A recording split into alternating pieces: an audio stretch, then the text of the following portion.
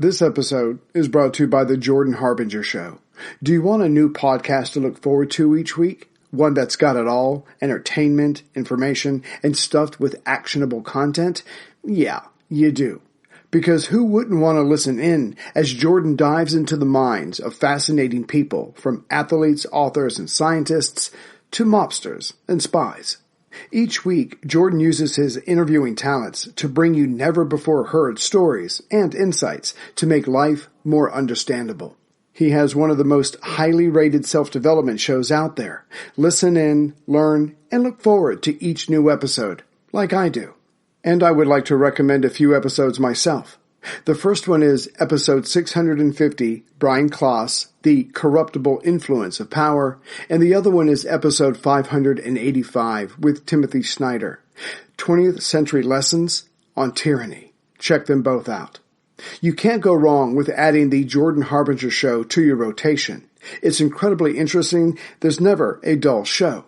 Search for the Jordan Harbinger Show. That's H-A-R-B as in boy, I-N as in Nancy, G-E-R, on Apple Podcasts, Spotify, or wherever you listen to podcasts. Hello, this is Ray Harris. I wanted to take a moment and bring you up to speed on a few things before we get started with this episode. First, I'm sorry this episode took so long to come out. I'm just getting over an intense head cold and lost my voice, literally, for a few days. I tried to get the wife to record the material, but she wouldn't take a hit for the team, namely you guys and gals, so she's in the doghouse.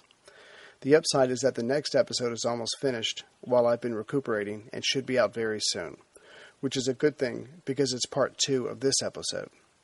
Lastly, for those of you who visit the website, I've added a photo page of the major players as well as some maps. It's a rough start, but I'll add on as time permits. Thank you for your understanding.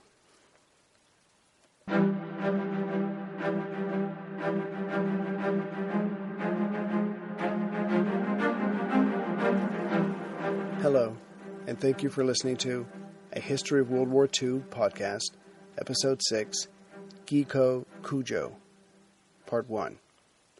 When studying Japan during this time period, it's important to remember that, although Japan adopted Western ways, once they saw the advantages and to be seen as an equal, they did not adopt Western philosophy, morals, or attitudes. To the minds of those covered in these events, they believed they were not controlling anything, but merely riding along with events beyond their control.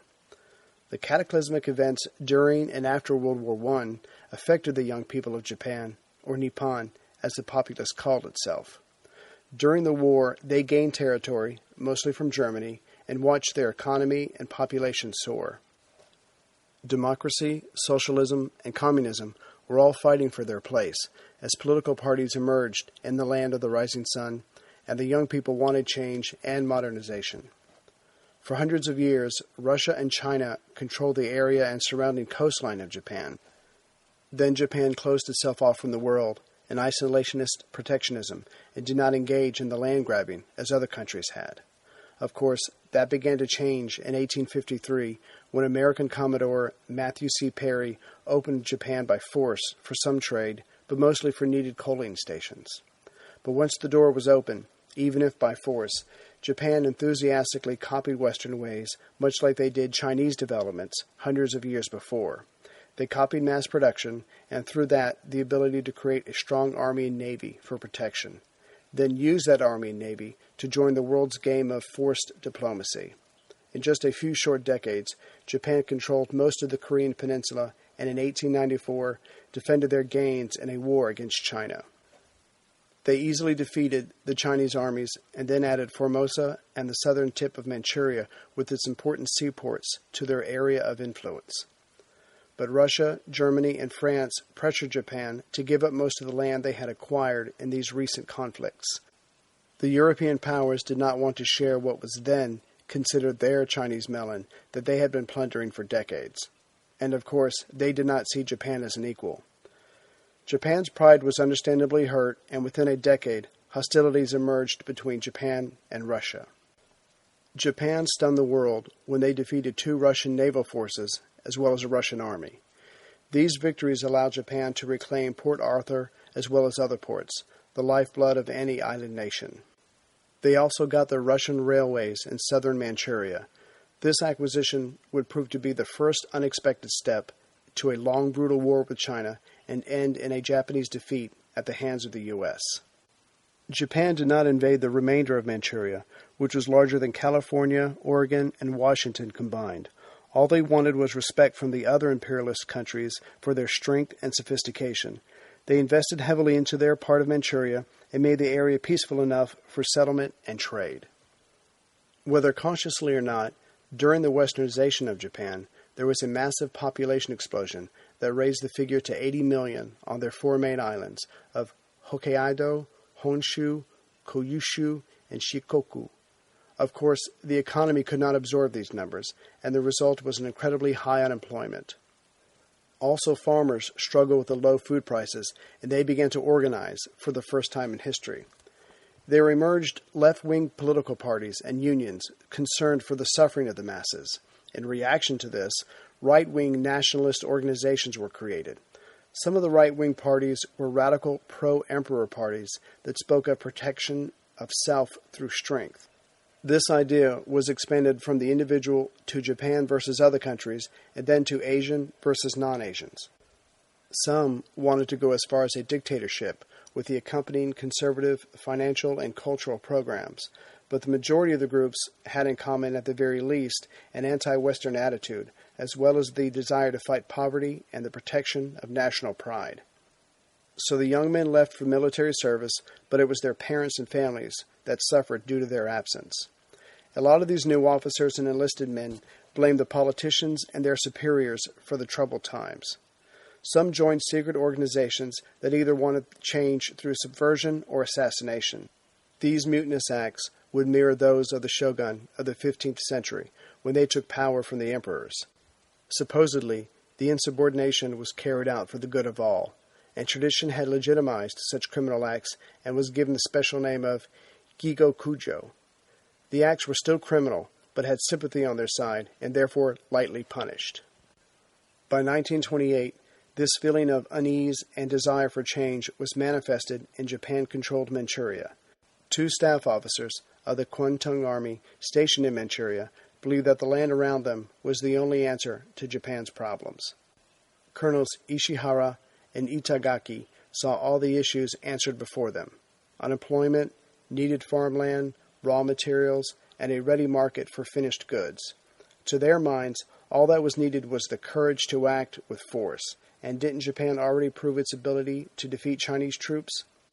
At the time, the vast majority of Manchuria was controlled by the Chinese warlord Marshal Chang So-lin. For the colonels, he was the first obvious obstacle. But for the more noble-minded Japanese, Manchuria was seen as a starting point for Asian democracy and as a buffer against Russia, Asia's rival. Ishihara and Itagaki couldn't believe that the powers that be in Tokyo could not see their vision and approve their plans. But the emperor and the war ministry would not open aggression for the simple fact that a land battle in China or any other large area could not be won unless the enemy could be defeated quickly or at least not allowed to escape into their hinterland, thus trading space for time.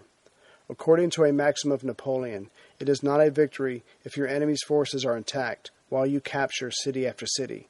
Hitler adhered to this maxim at first, but lost sight of it during the Russian campaign and suffered accordingly.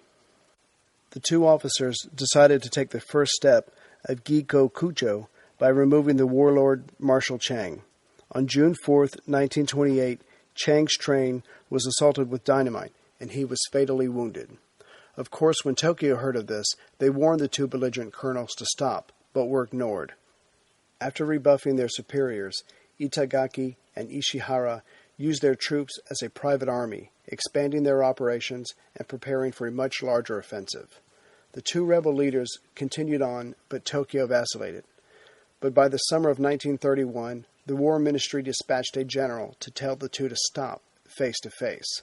But the general that was sent was diverted by geishas, or more correctly, let himself be diverted, so he would have some excuse to offer his superiors when he got home. In truth, he agreed with the operations and volunteered for the mission to give the colonels more time. Soon after this, the two leaders were ready to step up their operations. The arrival of the general was easy to deal with, but obviously Tokyo was becoming firmer in their stance. Sort of. The rebel leaders decided to use explosives again on a bridge near the 7th Chinese Brigade. The chaos would then be used by them as an excuse to send in troops to restore order. For whatever reason, the dynamite did little damage, so the Japanese troops were sent to attack the Chinese barracks. The city of Mukden was captured. The world was shocked. Was this war or not? And if not, what was it? Tokyo was the most shocked, and again told the officers to limit the scope of their actions. Again, they were ignored. Different societies in Japan approved of this action and decided to help it along at home. The Cherry Society planned numerous murders of politicians and court officials, and then would apologize to the emperor by killing themselves on the palace steps. But with so many people involved, someone talked, and there were numerous arrests on October 17, 1931. The Japanese people were split on the issue, and those arrested, although guilty of planning mass murder, were given light sentences. The officials in Tokyo assumed that the Kwantung Army would see the light sentences as a compromise, and again asked the rebels to limit hostilities. Again, they were ignored, and the rest of Manchuria was taken. This was Giko Kujo on a massive scale. The reform parties and secret societies could not agree amongst themselves on how to expand the area under their control in China. The control group wanted all of China, but the imperial way only wanted a developed Manchuria. Both believed their plan was possible, but they did agree on protecting their gains from Russia and that the military should lead some sort of reform to cure the selfish, corrupt politicians. Of course, some radical nationalists still wanted to use assassination as their tool and killed the finance minister and the president of Mitsui in March of 1932. The trial, like Hitler's and Mussolini's, was sensationalized, and the accused were given time to make speeches. They were found guilty, but were pardoned after a few short years. The torch of rebellion had been lit and only burned brighter after this. On Sunday, May 15, 1932, 9 Army and naval officers forced their way into the Prime Minister Inukai's suite. The Prime Minister was a small 75-year-old man with a calming presence. He used his influence now and began to talk to the would-be assassins. However, one of the men who had gotten lost rushed into the room and yelled, "No talking, fire!" And everyone began firing. The Prime Minister, who had opposed the conquest of Manchuria and refused to recognize the province Manchukuo, or state of Manchu, died. The officers then left to attack police headquarters, but since it was Sunday, there were few officers to fight. They threw a few bombs that shattered windows, and the coup was over. Hey everyone, Ray here. Let me tell you something you already know. All those free trial subscriptions you see all over the place that look so tempting, well, they renew without your consent. Why? Because they can, and because businesses are counting on you to forget about that one time you clicked yes on something, and they will just keep pocketing your money. But here's the part you may not know. There's help for that, and its name is Truebill. Truebill is the new app that helps you identify and stop paying for subscriptions you don't need, want, or simply forgot about. Because companies make subscriptions hard to cancel, Truebill combats that by making their process incredibly simple. Just link your accounts and Truebill will cancel your unwanted subscriptions in one tap. And on average, people save up to $720 a year with Truebill. Don't let the corporations continue to nickel and dime you to death. And with Truebill, your Truebill concierge is there when you need them to cancel an unwanted subscription, so you don't have to. And Truebill has made my life so much easier, finding subscriptions that I totally forgot about, which left me saying, I love Truebill. So join me and 2 other million users who have saved over $100 million. Or like Matthew B., who says, in a matter of seconds, I saved $666 for the year on my DirecTV bill, saved $120 for the year on my SiriusXM bill, saved $840 a year on car insurance. So please support the show and do something smart for yourself. Don't fall for subscription scams. Start canceling today at Truebill.com/WorldWar II. Go right now. Truebill.com/World War II. It could save you thousands a year. Truebill.com/World War II. The rebellion was called 515 after the date it occurred and gave Japan 3 more sensational trials, one for the civilians involved, one for the army, and one for the navy. Once again, the sympathy was with the killers, and the people applauded when one rebel said they carried out the acts to warn the country about the corruption. On a more gruesome note, 110,000 petitions came in asking for clemency for the murderers, all written and signed in blood. Also, 9 young men said they would take the place of the accused when punished. To show their sincerity, a jar of alcohol was sent with a note containing the 9 little fingers of the authors. Again, the men were found guilty, but given very light sentences. The country erupted in joy at the sentences, but also in anger that they were found guilty at all. Only respect for Emperor Hirohito stopped radicals from attempting a complete communist revolution, and for the next few years the public seethed for change, waited for someone to take the lead, especially in handling the economy that had suffered since the Great Depression in America. Silk, Japan's main export, had dropped in price by more than 50%. The next killing, followed by another sensational trial, happened in August 1935. A Lieutenant Colonel Ozawa was upset that his hero, General Mazaki, was dismissed from his post as Inspector General of Military Education. He saw the sacking as more corruption and snuck into the back of the Army General Staff headquarters. He found General Nagata, a foe of his beloved Mazaki, and ran him through with his sword. The first 2 thrusts missed, but as Nagata tried to run away, Ozawa's sword was true, and Nagata was pinned to the door. It was another dramatic trial, and became the focal point for the young officers waiting for something to happen. Ozawa was treated carefully by the judges, but he returned again and again to his defense that although he did commit the murder, it was for the good of the country. He attacked politicians and business leaders. He stood up for the farmers and deplored Japan's weak diplomacy, namely Japan's naval limitations that had a ratio of 5 American or British ships to Japan's 3.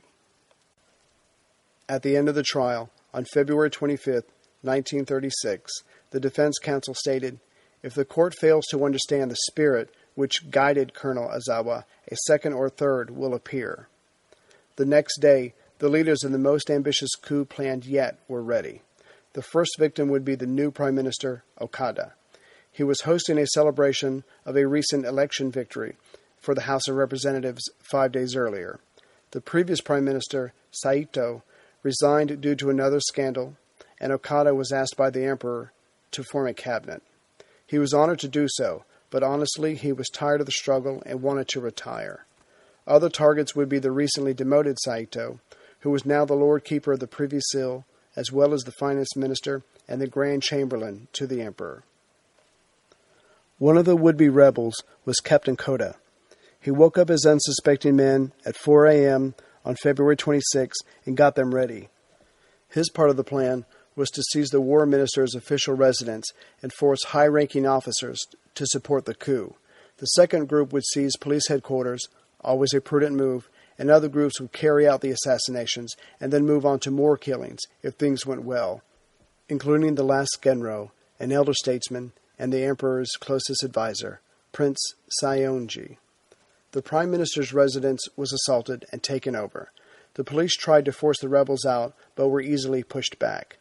Now the rebels made their demands. They wanted political and social reforms. In detail, they wanted the control group leaders arrested, who wanted to take all of China. Then they wanted certain Imperial Way followers put into key positions and one of their own in charge of the Kwantung Army in Manchuria. Finally, they wanted martial law declared in Japan to regulate the corruption out of the country. The finance minister was killed, and Grand Chamberlain Suzuki was shot several times, but lived. The rebels mistook the prime minister's brother for the official and killed him. The real prime minister, Okada, was hidden in a closet by housemaids. The Inspector General for Military Education was killed, but the Emperor's closest advisor, Prince Saionji, was constantly moved around and saved. Certain sections of Tokyo were held by rebel soldiers, and they handed out their manifesto, complaining about corruption of politicians and political parties. but the police recovered almost every copy. Okada's main secretary, Sakomizu, was allowed to move around because the rebels thought his boss was dead. He went to the emperor's palace and informed the emperor, through an assistant, that Prime Minister Okada was still alive. Sakomizu then visited ranking officials of the army and navy who had gathered together to see what unfolded. The older men were vacillating and opportunistic. They did not like the idea of rebellion and the specific actions taking place, but they agreed with the rebels' objectives, so did nothing. Wisely, Sakomizu did not tell them the prime minister was still alive. But the vacillating army officers knew something had to be done because rebellion was occurring and laws were being broken by their troops. They sent the rebels a letter that stated the rebels' concerns had been heard and that they would see what they could do. Then they tried to give the rebels a way out by putting the 1st Division on station in Tokyo. The 1st Division was the one rebelling and already stationed in parts of Tokyo.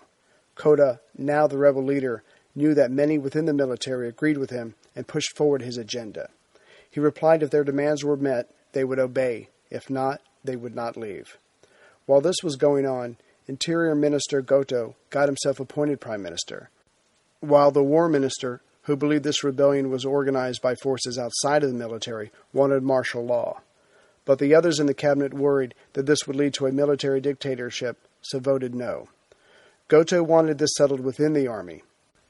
Prime Minister Okada's secretary, Sakomizu, participated in a ruse that involved putting the believed dead prime minister into a coffin and taking it to Okada's residence. Sakomizu then got word to the cabinet that Okada was still alive. The cabinet wanted him to get to the emperor right away, but the newly appointed Goto did not agree. He blamed the rebellion on Okada and said he should resign if he was still alive. The cabinet, not stuffed with men of conviction like the rebels or Sakomizu, were afraid that the rebels would find out about Okada still being alive and that they knew and kill them. The situation calmed down and settled into a stalemate. Now that the rebellion was a few days old, it was being called the 2/26 incident. The military leaders were still on the fence, so finally a frustrated Emperor Hirohito acted. He would stop the rebellion himself, he declared. This moved the army officials because the emperor rarely spoke directly about anything due to his power over the people. When he spoke, it was a voice of the divine. The ranking army officers issued an edict at 5:06 a.m. on February 28th that ordered the rebels, in the emperor's name, to stand down. If they did not withdraw by 8 a.m. the next day, they would be fired upon. Naturally, the rebels were split in their decision. Some did not want to offend the emperor, but the others did not believe the message came from the emperor himself, but from the control group. The emperor reigned. He did not rule. He did not get involved. He was a deity, not a man to mingle in worldly affairs. The newly appointed Goto still refused to conduct Okada to see the emperor, so Sakomizu took Okada to the household ministry, where the emperor had his residence. Finally, Okada was before the emperor. The emperor thanked Okada for his service so far and told him to continue his duty. Prudently, Prime Minister Okada stayed that night in the household ministry. Despite the emperor's edict, most of the rebels, for that was what they officially were now, refused to withdraw. The rebels entrenched as naval personnel surrounded them. On February 29th, at 6 a.m., the rebels were given one more chance to leave. They did not. Soon the rebels could hear bombers flying low over them. The planes had bombs on board, but only dropped leaflets that told the soldiers to return to base, that their families were ashamed by their actions, and that the soldiers faced death. Soon they heard loudspeakers blaring the same information. The accumulative effect on the soldiers soon drained them of their conviction, and one by one, or in small groups, the rebel soldiers walked away from their positions. Soon only the leaders were left, but still the soldiers who had remained loyal did not attack the reduced would-be mutineers. The loyalists were hoping to give the rebel leaders enough time to act like samurai and commit seppuku. The leaders did consider this, but then decided on a court-martial so they could tell the nation of the corruption. At 4:40 p.m. on the afternoon of the 28th, Sakomizu assembled the mourners at the Prime Minister's house and told them the truth of Okada's escape and that, in fact, the Prime Minister's brother, Matsuo, was in the coffin.